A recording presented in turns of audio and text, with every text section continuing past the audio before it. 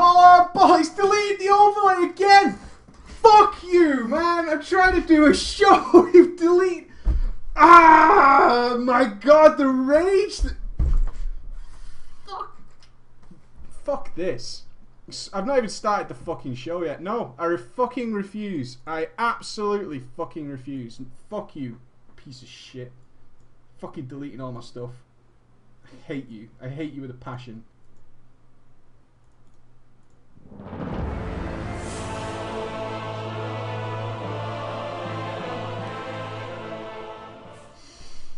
Oh, ballers! Ah, see, everything went fine. Nobody noticed in the whole world. Thousands of people right now think everything went correctly. Look at the gangsters like, well, I'm just going to holler again then. Holler again then, because nothing went wrong. Nothing in the world went wrong. Welcome to the Daily Preach for Thursday. Now, some of you have noticed I haven't uploaded any of the dailies from this week. Not a one. Didn't do it. Reason is, they were kind of combinations of interactive dailies, which is what I actually really like doing, is interactive dailies rather than me sit and spout knowledge at you. Spout some nonsense and we have a discussion. We read things in the chat, and a lot of the YouTube guys are like, I can't even take part in this, and it isn't my fault. I totally agree. It's not your fault, right? You work, you're asleep. A lot of you are actually completely asleep right now. Wake up and watch the daily. People set their alarms, okay? Get with the program. So that's fine. They're just not uploaded. The workshop has been recorded offline. The workshop, my ISP failed yesterday. After 35 minutes of doing the workshop, we just started to fumble and fall on the ground. My ISP had one of its very rare faults, and it is rare. Pretty good in my experience and my job to have a pretty solid ISP, but it did have one of its rare faults. As such, I have recorded it offline and it will be uploaded directly to YouTube, so there won't be a live workshop, but it's kind of a big one, so it's pretty cool. One thing we did discuss on the other daily, which some of you on YouTube didn't get to see, was the idea that Ghostcrawler pointed out was if LFR fun. Is LFR fun? Because he claimed, hey, if people are having fun, leave them to it. It was kind of a retribution almost from the comments made about my video directly. Although Mr. GC didn't watch the video, that was pretty apparent. What he did do is comment about it from the tweets you guys, especially Chris. Chris was out there spouting the cause, fighting for justice and all that kind of Batman related stuff. He was out there tweeting Mr. Ghostcrawler like, hey, this video's out there, and of course talking about the apathy video that we did a little while ago. That's a few weeks old now and therefore in internet terms, old news. But I asked you the question, is LFR fun? It's not exactly the biggest sample size ever. But what we did do is get a load of really good fucking comebacks on that. Everybody was like, ah, okay, Mr. Preach, I will talk about this. And I asked you to send kind of emails regarding this. Because it's a longer thing than you can put on YouTube, right? This isn't something you can just go like, oh, like a tweet, 140 characters, like, yeah, LFR is fun. No, it's not. That kind of thing. It's like, describe it to me.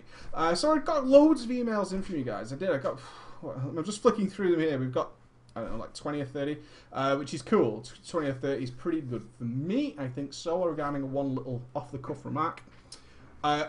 Oh, today you asked if LFR is fun. I saw the comments in chat, so I'll probably be in the minority here. We like that. Stand up for what you believe. Do not follow the crowd, unless the crowd is correct, in which case you should be following the crowd, right? A lot of people think following the crowd is the wrong thing to do. If the crowd is correct, follow them.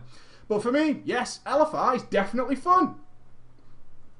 But not for the reasons it should be. To me, LFR is not raiding. I agree. And don't go in expecting a raid. Very interesting. Don't go in expecting to raid. I do not queue the LFR expecting to raid. I don't do that. I do raid normal mode only. Nothing wrong with that. With my guild, so I don't know the difference. So I do know the difference. My apologies. I do know the difference between normal and LFR. For one thing, LFR means people rage quitting at a wipe. Normal mode means congratulating each other for downing the boss so fast in just 3 tries. For me, LFR is definitely fun. But definitely fun that I do on a weekly basis. By now, my main and up to 2 alts, depending on how much time I have, does LFR in 3 different characters. A week. All of the LFRs. Of course, I mean probably the Throne of Thunder LFRs. However, as I said, it's not for reasons it should be fun. I do not consider LFR raiding. Instead, for me, LFR has taken the place of what heroic dungeons were in Cataclysm and Wrath. A place where you can die, but only if nobody knows what to do. A place where even the good gear, a boss, still takes some time to die, so you can maybe use cooldowns more than once and learn how to use them correctly. It's kind of an important thing. It's very difficult for people to practice a class in any fashion whatsoever in a 5-man these days. It's just not possible. When was the last time you got to use a cooldown twice in a 5-man?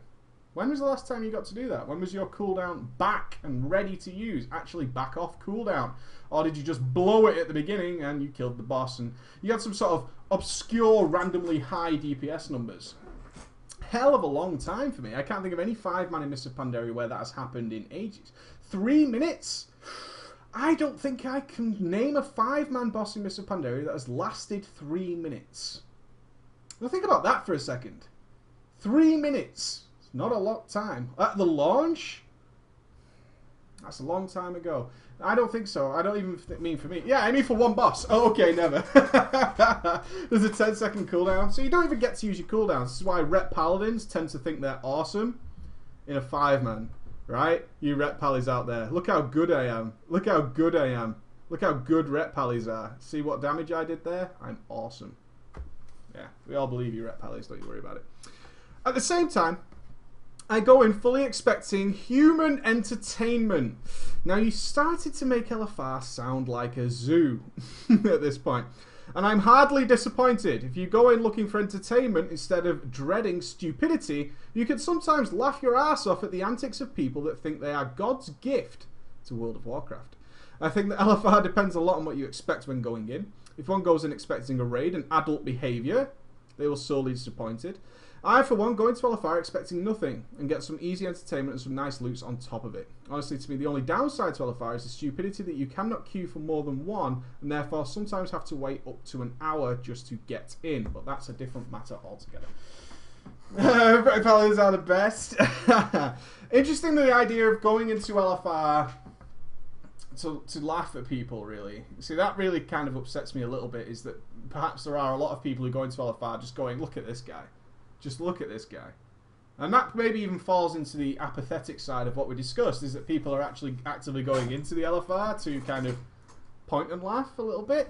Not to say I haven't laughed at some of the things people have done in LFR. There's some things that I see in LFR that are just so bizarre.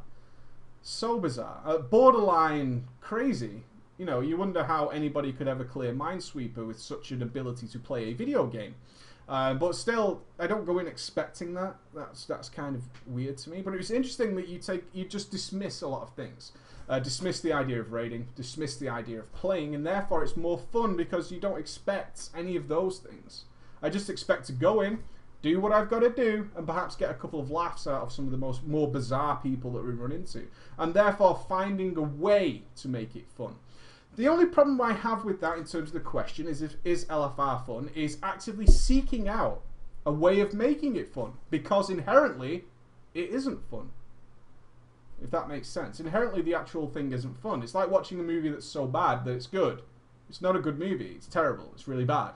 But it's so bad, I can kind of laugh at it and I get some sort of cheap hilarity towards myself, rather than the fact that it's actually just terrible and it should never have been made. And it's called Sharknado. Sharknado. We like Sharknado. Another one I just want to read out here is another one from this was from Aaron. For any of you who watch Key and Peele, Aaron. Hey Breach, sending you a reply to your question on the daily. I think LFR is fun in my own twisted little way. As an overgeared brewmaster tank who runs TOT LFR simply for off-spec gear, I love helping other tanks that don't know what to do. I also enjoy making their experience a nightmare. We seem to have attracted a lot of Ghost fans. I enjoy making their experience a nightmare. If the other tank does not speak English, brackets Brazilians, I assume this is from one of the US guys. Do you play a lot with the Brazilians? I've played with Brazilians in Kill Count Lost. We had a Brazilian brother and sister, interestingly enough. Who had terrible ping. But we kept them in. We kept them in. They were quite nice people as well. I make his role seem absolutely worthless. When he decides to taunt off, which is normally the wrong time, Lord have mercy on their soul. One keg smash and rip the boss right back off him. Of course, this doesn't apply to bosses where there isn't a single boss. I find it fun to top the meters via vengeance and have the other tank freak out in his broken English as he complains to the raid that I am going to wipe them. We're getting borderline racist. If the other tank is capable of communicating with me, it's grand old time. If the other tank knows what's up, everything is smooth. If he doesn't, I'll explain mechanics as it makes me feel like I'm contributing to the tanking community by teaching. However, when I'm trying to explain what to do, the other tank each encounter in the raid is forever asking, why are we waiting? It can get very frustrating. I look forward to reset day so I can get in there and bang out those bosses simply for Ospet loot. When I'm finally in there, I simply cannot wait to get out. Interesting that you actually wait. Look forward to the reset so you can go back into LFR and get something out of it, but also cannot wait to get out when you get in there. So again, it's a way of people. I got a definite theme that the people who sort of said LFR is fun, people who said LFR is an enjoyable experience, were actually searching for almost cruel methods in most cases. It's got to be said, there was a borderline cruelty to what people were saying, and finding ways of making it enjoyable by almost abusing the general community who doesn't know any better. I think that's sort of an inherent problem that's come from this, because it was all independent opinions. It's not as if a collaboration of viewers got together and thought, hey, this is why I find LFR fun, let's all send this email. That's not what happened. They just got in and started thinking of horrible things to do to people, which is kind of weird, right? It's kind of weird that that's what people did to it. But I think, I never saw anybody actually say LFR is fun because of what it is. Emma's seen to the dog. LFR is fun because of what it is and how it's designed and all that good stuff. No one said that. Not one person said that, which is interesting. Interesting to say the least. So I think that's pretty good. My fan base is trolls? I don't think so. I think Ghosty's fan base is trolls. I think Ghosty's fan base is trolls. So that was an interesting reply. I did get some people who were just like, no, it's not fun. No, it's not fun at all. I hate it. I fucking can't stand it. And I feel like I have to do it. And that's that question. How many of you feel you have to do LFR? Do your guilds organise LFR? I find that very bizarre that guilds organise LFR runs. I find that very strange indeed. That guilds are actively organising LFR runs and feel this compulsion to do LFR. Perhaps that indicates that the gear is too good. The gear is too good. I get told to do it. You see, there's people there who get told to do LFR. We do alt LFR together. Wow. For Valor Points and Ospec gear, Valor Points is literally the bane of any heroic raider right now. I get endless complaints from the top raiders about Valor Points and the Valor Points system. But still, yeah, there's a lot of people who feel compelled to do it, even if they don't need gear, which is horrible. It's horrible, really, to feel like you're forced to do sort of trivial content. It's really, really redundant. I want to talk a bit about vanilla, because it's more fun, right? So we've had huge success. Over the last couple of days with our vanilla PvE vids. You guys like that, right? It took me a long time, but we fucking got there. We released that video, smashed everything. It was fucking like 1250 fucking likes. 1250 likes already after just one day. What a response I had from that video. The only negative response I had is that I cut it short, and people were unhappy that I cut it short. I didn't discuss all the things I wanted to discuss.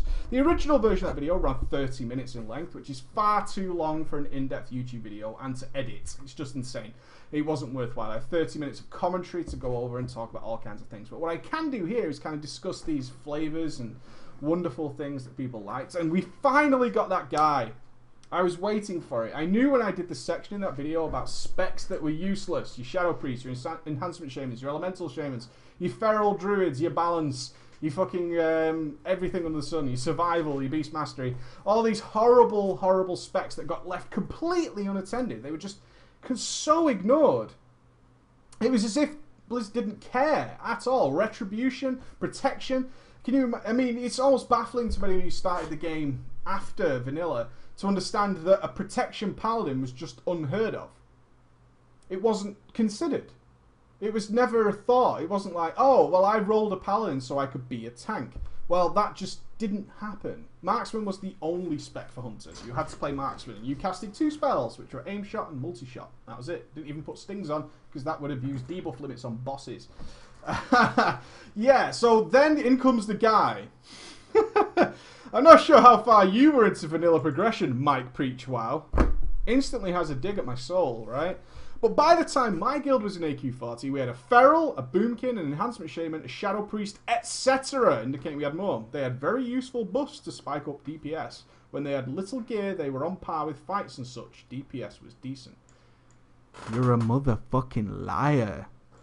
Oh, your raid was fucking terrible. I'm just gonna put it out there. You dumb goofed. Because if you were getting beat by those classes in vanilla, you were doing it fucking wrong, right? You were doing it wrong. They were horrible. I was a raid leader and a guild master for various portions of vanilla. And I had people like Boomkins, or Balanced Druids. Moonkin Farm wasn't in the game, I don't think. I'm pretty sure. Zoe could probably back me up on this. I don't think Moonkin Farm was even in the game in vanilla. You were just a Balanced Druid who casted spells.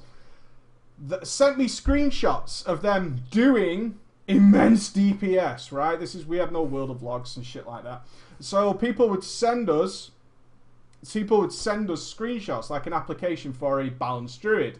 And I would read it and go, no, why are you playing Balance? Balance is not even considered a spec in the game. It's not. And they would send a screenshot of them killing, say, I don't know, something horrible like Genus or Gehenus, whatever you want to call it, with them at the top of the DPS. Always, without fail, this would be the boss at 98% after a Starfire crit, and they would be pretty much out of mana. And that would be them saying, look, my DPS is fucking awesome. Look how good I am at the top of the DPS meter. Because they had no way of sharing logs, but the screenshots were always doctored or just retarded in some way. And it's hard to express that without going too into detail about how bad these specs were. And throughout the expansion, how long did vanilla last? Like a year and a half, 2 years, something like that. Where they were just completely ignored. You couldn't play Retribution. It just didn't happen. You could. There's always people who could. We had a Shadow Priest in my Blackwing Lair guild. It was terrible. He was the best geared caster on the server. He was fucking horrible. No damage at all. And people would get genuinely pissed off that this guy would take things like Locomir Ilromathis, for those of you who remember how good that fucking mace was, and take it from them. And do horrible, horrible damage, but was allowed to play things like Shadow. There's always the odd time where you thought, oh, I see him on the damage meter, and then he would just very quickly drop off and he'd be out of mana. I can't even cast Mind Blast. Was a typical aspect of a Shadow Priest in vanilla was that you couldn't cast Mind Blast. You had to just stick to Mind Flay. Shadow Word Pain was too expensive to put on. If you can imagine that for a moment, Shadow Word Pain was too expensive. But those are the kind of things that people get upset about or claim to lie about and things like that. Back in Alakir, we had a tanking shaman.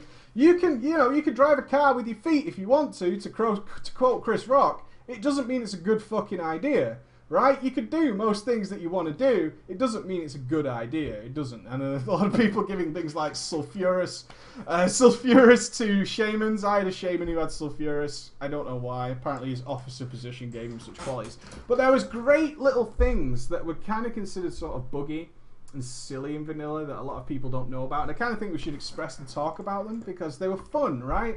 So I've just seen in the chat 5-minute blessings, right? 5-minute blessings. You can cast Blessing of Might, Blessing of Wisdom. What was the other blessings? Blessing of Kings, Blessing of Might, Blessing of Wisdom.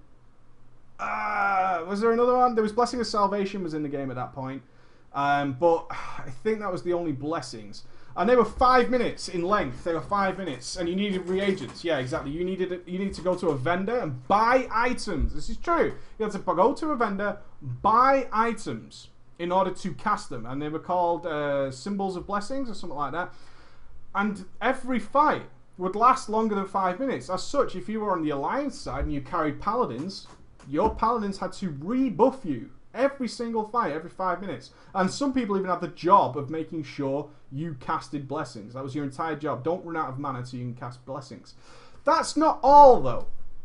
That's not all, though. This is what really made me laugh in vanilla, and I thought was acceptable at the time, was the seal system, just to stay on paladins. Because certain classes needed paladins to judge.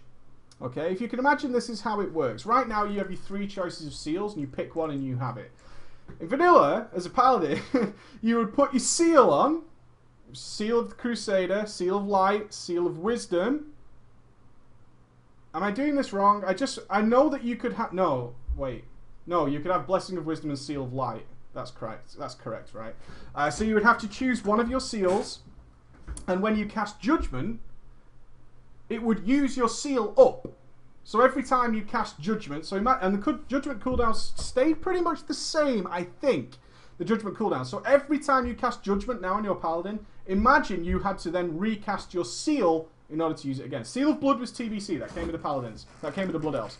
So you had to recast it. Now, an important part of playing a Paladin was that you could judge the boss, and that would then debuff the boss and give the whole raid the benefit of that seal, if you can imagine this. So if you judged Seal of Wisdom onto a boss, it would become debuffed with the Seal of Wisdom. And every time somebody attacked the boss, they would gain mana back. Right? And this was imperative for certain classes, and it really gave other classes massive advantages, especially over the Horde. The Horde didn't have Paladins. And it was like, yeah, they even had the Seal of Light. I remember the Seal of Light abuse at Firefighter. It was pretty crazy, but I think even in TBC, your seal stayed on you. I'm pretty sure that in Vanilla, it consumed the seal, and you had to recast your seal every single time. Hunters, who would frequently run out of mana, mages, who would run out of mana, warlocks didn't have that trouble, would go ahead and scream and shout at the Paladins to put that shit on there. And to make sure Seal of Wisdom isn't on the boss, put Seal of Wisdom on it. And Paladins would be like, oh, I've got to put Seal of Light on to do this and do this and do this. And all this kind of crazy fucking interaction was going on. I don't mind that, because I actually think it's quite important.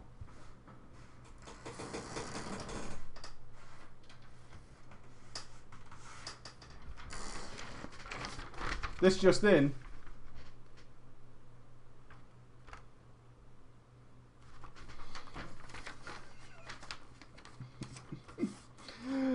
Okay, I have to leave soon. My fax machine is broken. My fax machine is built into the door. Thank you for the fax machine. Go away. Go on. Let me finish up then. And some other stuff. Does anybody know what Battle Shout tanking was? Because I just want to talk about this with you guys, because it's so fucking fun. It's so funny that this... Oh my god. Get out. Does anybody know what Battle Shout tanking was, and which boss it was used on? Did you know? Do you know what it was from? Do you know? Come on. Somebody says he remembers it. Zoe remembers it. There was a boss where Battle Shout tanking was legitimate. And what I mean by Battle Shout tanking is that you would just spam Battle Shout. And that was you tanking. That was you tanking, okay? That was how you tanked. You would sit still and just spam Battle Shout. And it was for one particular boss. There was one particular boss that it abused the shit out of the whole fight. It actually trivialized the whole fight with warriors just spamming Battle Shout over and over again. No, it wasn't Molotov, it was Black Lair. It was Nefarian. This is how you did Nefarian. I was asked to do this. I was totally told to do this on my warrior on Nefarian. Is to stand completely fucking still. Stand completely still and tank with Battle Shout. And stand there. And all the ads, you would have more aggro by doing this than anybody else in the whole fucking raid. Now think about that as a technique for now. Just think about it. Just think about the idea of that is how you tanked. It's just to spam Battle Shout. Some of the curious things that happened in Vanilla that I really wanted to put in the video. There's the Mage Water. Mage Water. Just think about how good times are now. Mage tables, right? People complained in Cataclysm that a mage table costed a reagent. People complained that a mage table cost a reagent. It baffles my mind. It really does. That they were like, I've already casted it and it's costing me money to do that. It's costing me money. And those poor old mages back in the old days, you had to travel to the instance before anybody else. The mages would collect. They would gather inside the raid, and they would literally just make, was it 1 water or 5 at a time? 2 waters. They had to make 2 waters at a time for every mana user in the raid, and they would make 2 at a time. The worst part about this is making water actually cost a lot of fucking mana, right? So your mages would have to sit there, making them at a time. They're making these waters 5 at a time, as I'm being told. Oh, there's my brother. My brother used to do this. My brother is a vanilla mage. It's interesting that he showed up. My brother's a vanilla mage. Will remember this fondly of sitting inside the raid, just making water over and over and over and over again. To the point where you went out of mana and had to drink your water in order to create more water. And then people would ask you in the middle of the raid to create more water, which is always fun. And Hellstones were one at a time. One at a time and needed to be traded and cost a soul shard every single time. And they would cost a soul shard. Which then brings us on to the obvious thing. Shard bags. Which were actually still in the game up until, what, TBC? I'm sure the Burning Crusade definitely had shard bags. Were still in the game. Were definitely there. And having to give up as a warlock. Wrath of the Lich King. As a warlock, you would have to give up a bag slot to carry a bag that was just full of soul shards. You would lose a bag space to do this. To get and it would be hard to farm a soul shard bag. They weren't easy to create. A lot of warlocks were tailors for this particular reason. To go out and farm a soul shard bag so they could carry more shards. And you think about it, Shadowcloth, Felcloth going back, and then Hunter Arrows as well. There's so many nuances and things that were just considered horrible, and in fact, if they were in the game now, it would be unplayable. The video came across kind of negative, I want to say. It kind of came across negative, but I tried to make the point that all the problems and the nuances and all the quirks and all the little things like that didn't matter at the time, because there wasn't anything better out there. We didn't know anything better. And it didn't matter because it was just so much fun. And it's amazing how much just fun can carry over so many faults. Isn't it? That's something we always have to take into account when we think about these things, is how much fun will actually just get us all the way over there. Right? You can get away with a lot of fucking shit if something is really, really fun. You can really get away with that. It's going to bring us to the end of today's daily. I could go on all day about vanilla. I loved it so much. But it's kind of a separate topic, I guess. A lot of people going on about epics were epic, which is true. Epics were epics, and all that kind of good stuff. And warlocks didn't care about warlocks not caring about things like spell power over stamina. You would actually go out and wear things of stamina and intellect, and that would be your warlock gear for the foreseeable future, is getting all that stamina. Mongoose bite. I'm working tonight. I don't think we're going to stream anything. We're going balls to the wall working on our first PNG video. I'd like to say this video is going to be out for you on Saturday. It's a video I'm very much looking forward to. You'll notice it's been kind of a slowdown in the regular sort of little video content. I'm currently working on 2 major videos again. I am moving to a more big video style. They're just so much more successful and so much more fun to make, so I hope you understand that. I'm working on what is the best caster in Mr. Pandaria. It's a good time to talk about it. If we're to believe Sparkug's PTR video, then Warlocks are dominating. And it is, of course, Drama Friday tomorrow. So I want to point out, has anybody looked at the new Siege of Orgrimmar bosses, and is anything standing out for you? Because nothing so far has blown me away. Nothing so far in the Siege of Orgrimmar has made me think that looks really good. It looks boring so far, right? It looks boring so far. Dark Shaman, I actually thought the General looked the most interesting from a mechanics point of view. If I'm going to nerd out completely, I would say the General looks like the most interesting so far because of the potential DPS requirements on that. And I actually think that one looks like it's going to be one of the most tough fights. I mean, I was pretty bang on with Twin Consorts. I said that fight was going to be really, really hard, and it turned out to be needed to be nerfed, although Method said they were on 2% on the final week, and they were capable of killing it. But I said Twin Consorts looks like the most technically difficult. From the one that looks like it requires the most raid abilities, the most raid focus, and the most attention, and the most maximization of playing your class, especially from a DPS point of view, General looks like it's going to be the one. General looks like that so far. I'm looking forward to General Heroic. I've decided what I'm doing the game streaming. It's a good question, Juro, and I'm not 100% on it. I need to sort of guarantee something before I make an announcement on that. So don't worry, I will come back to you on that kind of stuff. Yeah, Nazgrim. General looks like the most complicated.